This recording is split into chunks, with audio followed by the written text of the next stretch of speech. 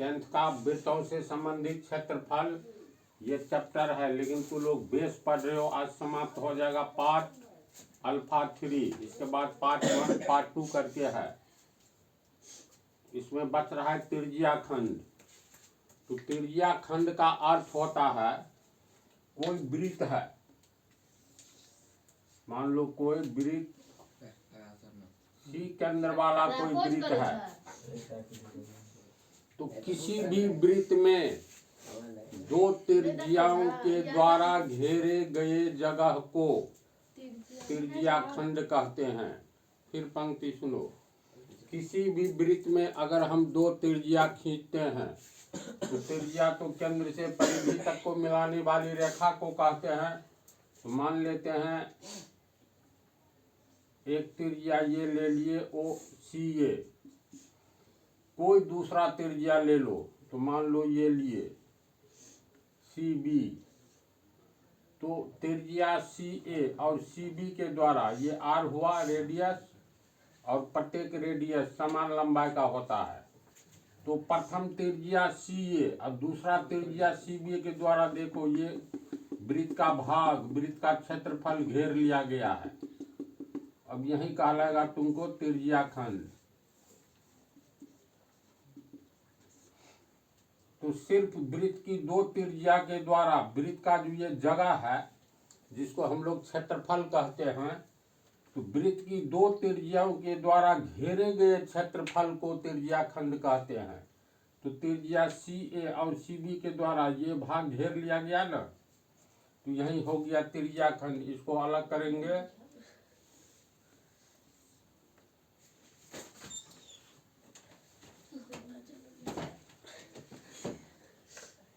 इसको काट करके अलग कर लिए, तो ये हो गया तुमको त्रिज्या खंड। समझा? लेकिन सी केंद्र वाले वृत्त का ये हुआ त्रिज्या खंड, तो ऊपर वाला ये क्या हुआ? ये भी त्रिज्या खंड ही हुआ। तो परिभाषा के अनुसार वृत्त की दो त्रिज्याओं के द्वारा घेरे गए जगह को त्रिज्या खंड कहते हैं।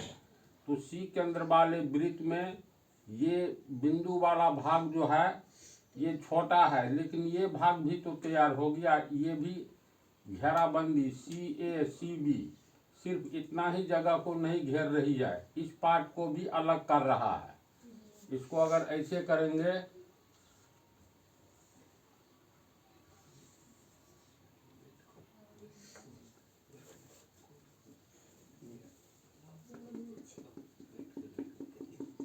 अब ऊपर वाला पोर्शन को देखो तो वृत्त की दो त्रिज्या सी ए सी बी वृत्त के क्षेत्रफल को दो भागों में बांट रही है ना जी। सी केंद्र वाला वृत्त में सी ए और सी बी ऐसी दो त्रिज्याएं हैं जो संपूर्ण वृत्त के क्षेत्रफल को दो भागों में बांट रहा है। पहला क्षेत्रफल जगह कम वाला है, कम जगह है, दूसरा में अधिक जगह है। तो कम वाला जो घेरा हुआ क्षेत्र है इसको कहेंगे लघु त्रिज्या खंड। लघु मतलब छोटा, तो ये हो गया लघु त्रिज्या खंड ये वाला। ये जगह ज्यादा है तो ये कहलाएगा दीर्घ त्रिज्या खंड।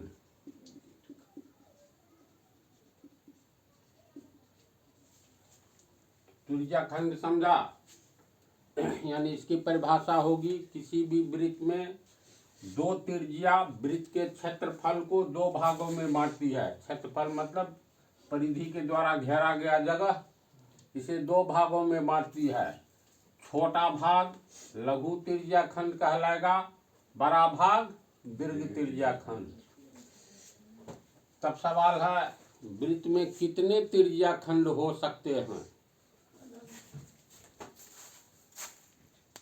मान लो कोई ओ केंद्र वाला एक वृत्त है, वृत्त में एक त्रिज्या अगर हम लोग खींचते हैं तो क्या वृत्त का क्षेत्रफल दो भागों में बटेगा? आंसर है नहीं बटेगा। एक ही त्रिज्या अगर मान लो ये त्रिज्या लिए ओ ए, तो एक त्रिज्या जो है वृत्त को दो भागों में नहीं बांट रहा है, मतलब वृत्त के जगह को क्षेत्रफल को दो भागों में नहीं बांटता है। कम से कम वृत्त के क्षेत्रफल को दो भागों में बांटने के लिए दो त्रिज्या से त्रिज्याखंड का निर्माण होगा। यहाँ से जैसे भी हम लोग खींचे, मान लो ऐसे ले लिए ओ ए ओ बी। अब ये देखो त्रिज्या वृत्त के क्षेत्रफल को त्रिज्या ओ बी और ओ ए दो भागों में बांट रहा है। ये उजला वाला बड़ा भाग, ये बिंदु वाला छोटा भाग। तो ये कहलाएगा लघु त्रिज्याखंड, बड़ा वाला दीर्घ त्रिज्याखंड। फिर मान लो एक तो हम और त्रिज्या खींच दे सी। वृत्त में देखो तीन त्रिज्या हो गया, ओ ए ओ बी ओ सी। तो दो त्रिज्याखंड वृत्त के क्षेत्रफल को दो भागों में बांट रही है। तीन त्रिज्या, पहला त्रिज्या, दूसरा और तीसरा। तो अगर तीन त्रिज्या रेडियस हम लोग खींचते हैं तो वृत्त का क्षेत्रफल कितने भाग में बंट गया? तीन भाग में। एक ये हुआ पहला भाग, दूसरा ये हुआ और तीसरा ये हुआ। इसका मतलब दो त्रिज्या वृत्त का दो त्रिज्या वृत्त के क्षेत्रफल को दो भागों में बांटेगी और दो त्रिज्याखंड का निर्माण होगा। वृत्त में अगर तीन त्रिज्या खींचेंगे तो एक दो तीन तीन त्रिज्याखंड का निर्माण होगा। फिर मान लो चौथा खींच दिए तो देखो एक दो तीन चार, चार त्रिज्या। तो वृत्त का क्षेत्रफल चार भाग में बटा, अर्थात चार त्रिज्या चार त्रिज्याखंड का निर्माण करेगा। इसी तरह मान लो फिर एक खींच दिए,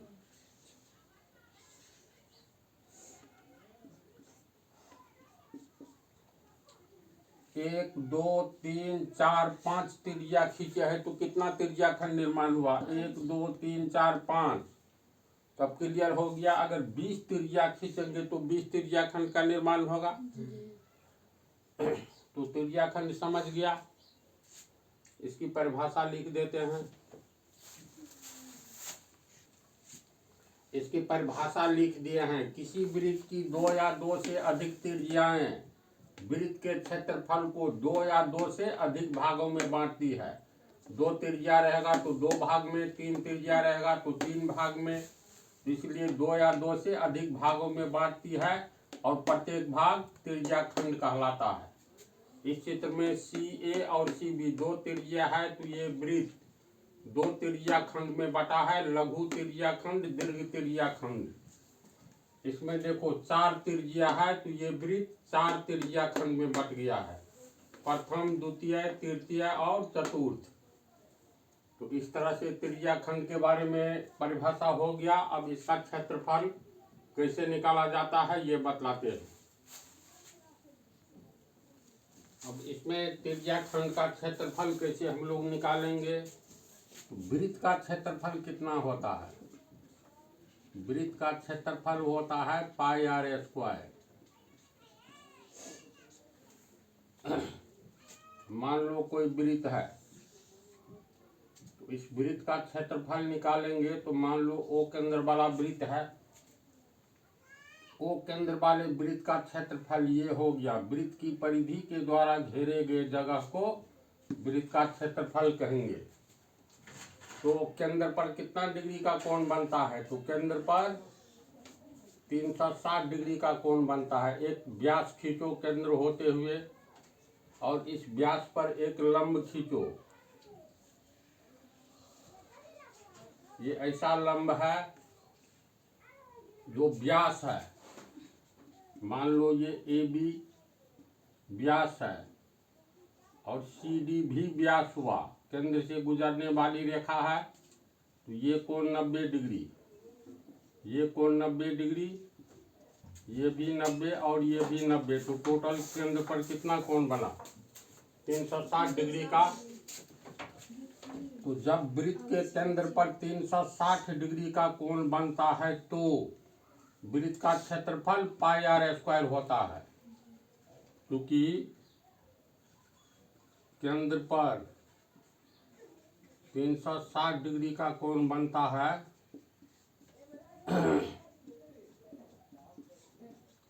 तो वृत्त का क्षेत्रफल कितना होता है? Pi r square. Pi r square होता है। इसीलिए केंद्र पर 1 डिग्री का कोण बनेगा तो एक नियम से पाई आर स्क्वायर बटा 360 डिग्री होगा।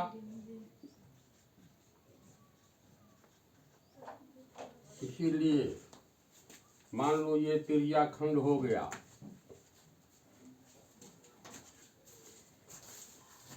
ये कोण ज्ञात नहीं है, मान लो ये कोण अल्फा है, इसलिए केंद्र पर जब अल्फा का कोण बनेगा तो कितना होगा, पाई आर स्क्वायर बटा 360 डिग्री गुने अल्फा। इसका अर्थ हुआ वृत्त का क्षेत्रफल के आधार पर हम लोग त्रिज्या खंड का क्षेत्रफल निकाल सकते हैं। अतः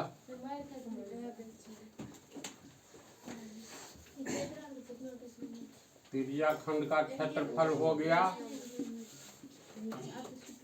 पाई आर स्क्वायर बटा 360 डिग्री गुने अल्फा, जहाँ अल्फा क्या है, त्रिज्या खंड का इसे कोण कहा जाता है।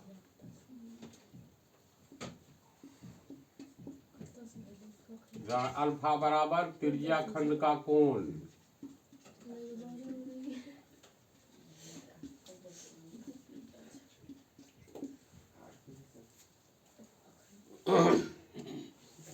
मान करके चलो त्रिज्या खंड का कोण जो होगा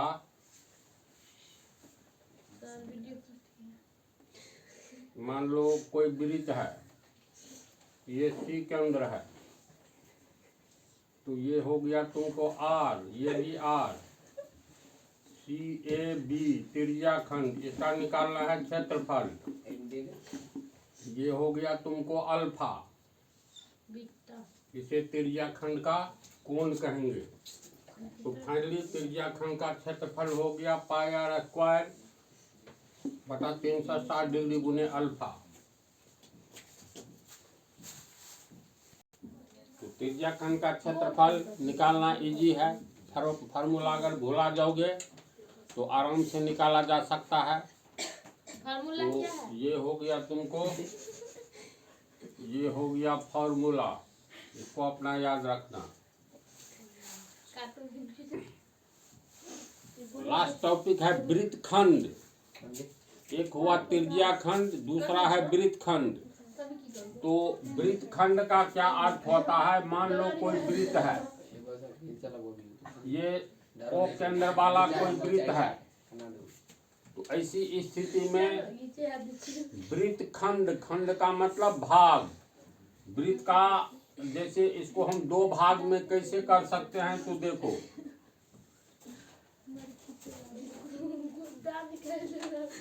ए बी एक ऐसी सरल रेखा है जो वृत्त को 2 भागों में बांट रही है, यानी इसको कहेंगे वृत्त का खंड हो गया। वृत्त खंड ये मतलब ये हो गया वृत्त का एक खंड, और ये उजला वाला हो गया दूसरा खंड। तो वृत्त खंड का निर्माण कैसे होता है, ये ए बी हुआ क्या, ए बी को हम लोग जीवा कहते हैं, बढ़ा दिए हैं, है ना, ये जीवा हो चुका है। वृत्त की परिधि के किसी 2 बिंदु को मिलाने वाली रेखा वृत्त की जीवा कहलाती है। अब वृत्त का सबसे बड़ा जीवा क्या होता है, व्यास। व्यास। केंद्र से गुजरने वाली रेखा को व्यास कहते हैं, बतला दिए हैं। सबसे बड़ा जीवा व्यास कहलाता है। इसके नीचे छोटी रेखा होती जाएगी, इसके ऊपर भी छोटी रेखा होती जाएगी, अर्थात किसी भी वृत्त का व्यास सबसे बड़ा जीवा होता है। तो वृत्तखंड की परिभाषा हो गई, वृत्त के किसी भी जीवा के द्वारा कहीं से जीवा खींचो तो वृत्त के किसी भी जीवा के द्वारा वृत्त 2 भागों में बट जाता है, यानी वृत्त का क्षेत्रफल 2 भागों में बट जाता है, और प्रत्येक भाग को वृत्त का खंड कहते हैं, अर्थात वृत्त खंड कहते हैं। तो ये देखने में छोटा लग रहा है, तो इसको कहेंगे लघु वृत्त खंड, और ये बड़ा लग रहा है तो ये कहलाएगा दीर्घ वृत्त खंड। समझा। मान लो अगर हम यहाँ से खींच दे व्यास, तो इसको चलो मिटा देते हैं। तो ये कैसा वृत्तखंड है? लघु और दीर्घ के अनुसार बोलो। ये दोनों एक समान वृत्तखंड है। तो एक समान है, आधा हुआ नीचे वृत्त, आधा हुआ ऊपर, तो अर्ध वृत्तखंड कहेंगे। अर्ध यानी आधा वृत्तखंड, समझ गया? जब कोई भी व्यास वृत्त को दो समान वृत्तखंड में बांटती है, यानी पहला भाग पहला अर्धखंड हो गया, दूसरा भाग दूसरा, तो वृत्तखंड समझ गया। किसी भी जीवा के द्वारा वृत्त के क्षेत्रफल को दो भागों में बांट दिया जाता है। छोटा भाग छोटा वृत्तखंड, बड़ा भाग बड़ा वृत्तखंड कहलाता है। तो वृत्तखंड का पहले परिभाषा लिख देते हैं, इसके बाद क्षेत्रफल। इसकी परिभाषा लिख दिए हैं। कोई भी जीवा वृत्त के क्षेत्रफल को दो भागों में बांटता है, प्रत्येक भाग वृत्तखंड कहलाता है। उदाहरण में देखो, ये वो केंद्र वाला वृत्त है, ये भी जीवा है, बड़ा वृत्तखंड, ये छोटा वृत्तखंड, रंगीन भाग लघु वृत्तखंड और बड़ा भाग दीर्घ वृत्तखंड। चलो उसको उतारो। वृत्तखंड का क्षेत्रफल कैसे निकालेंगे? तो इसका देखो फार्मूला नहीं होता है, लेकिन निकालेंगे कैसे ये तरीका जान लो। मान लो ये कोई वृत्त है, वो केंद्र वाला वृत्त है। अब ये हो गया ए बी, ये तुमको हो गया वृत्तखंड, लघु वृत्तखंड। तो इसका क्षेत्रफल कैसे निकालेंगे? तो केंद्र से ए को मिला दो, केंद्र से ये हो गया आर, होगा न जी, त्रिज्या। फिर केंद्र को बी से मिला दो, तो ये भी हो गया आर। अब ये ध्यान से देखो, तो ये पूरा क्या है? त्रिज्या खंड बन गया। ये पूरा ओ ए ओ बी त्रिज्या के द्वारा संपूर्ण वृत्त को दो भागों में बांट दिया गया। ये वाला रंगीन भाग और उजला वाला। तो अगर हम लोगों को ये इसका एक जगह डी नाम दे देते हैं, तो वृत्तखंड ये हुआ, ये वाला पोर्शन वृत्तखंड हुआ। तो वृत्तखंड ए बी डी, समझा? इसका नाम रखे वृत्तखंड, ये वाला भाग का नाम वृत्तखंड ए बी डी का क्षेत्रफल निकालना है। यानी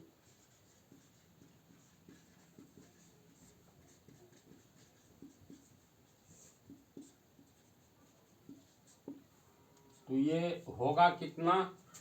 तो ये त्रिज्या खंड हो गया ओ ए डी बी, ये संपूर्ण ये वाला भाग मिला करके त्रिज्या खंड हुआ। अभी बतलाया है इसी पार्ट में।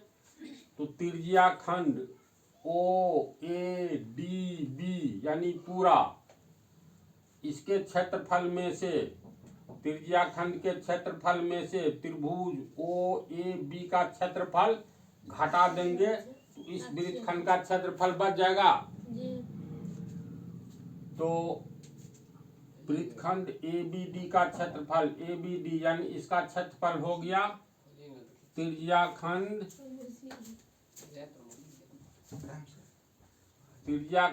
ओ ए डी बी का क्षेत्रफल। इसमें से माइनस कर देंगे त्रिभुज ओ ए बी का क्षेत्रफल, यानी एरिया ओ ए बी। तो वृत्तखंड ए बी डी का क्षेत्रफल निकल गया। ध्यान से देखो, और ऐसे ही बनाना है, इसमें अलग से कोई फार्मूला नहीं होता है। किसी भी वृत्तखंड का क्षेत्रफल निकालना हो तो केंद्र से मिला दो वृत्तखंड के प्रारंभिक और अंतिम बिंदु को। इसके बाद ये त्रिज्या खंड बन जाएगा। तो त्रिज्या खंड में से इस त्रिभुज का जो त्रिभुज बनेगा, इसका क्षेत्रफल घटा दो, तो घटा देने पर शेष इस वृत्तखंड का क्षेत्रफल निकल जाएगा। तो वृत्तखंड ए बी डी का क्षेत्रफल, ए बी डी इसका क्षेत्रफल बराबर त्रिज्या खंड ओ ए डी बी यानी पूरे का क्षेत्रफल माइनस त्रिभुज ओ ए बी का क्षेत्रफल। तो त्रिज्या खंड का क्षेत्रफल होता है तुमको पाई आर स्क्वायर, बटा 360 डिग्री गुने अल्फा। अल्फा क्या है? तो ये त्रिज्या खंड जो है, त्रिज्या खंड का केंद्र पर ये कोण जो बनता है ना, उसी का नाम है अल्फा। अल्फा का मान यहाँ 120 डिग्री भी हो सकता है, कुछ भी हो सकता है, जैसा त्रिज्या खंड वैसा कोण। तो वृत्तखंड का क्षेत्रफल निकालने का तरीका समझ गया। ये इसका हुआ minus area ABC, area OAB। तो इस तरह से हम लोग निकालेंगे। तो तुम लोग का ये बेस समाप्त हुआ। अब इस पर आधारित प्रश्नावली जो स्टार्ट करेंगे तो इसी सब का काम आएगा, इसलिए इसका अच्छा से कंसेप्ट दे दिया है। तो लोग रिवाइज कर लो, अगला क्लास सीधे एक्सरसाइज से स्टार्ट होगा।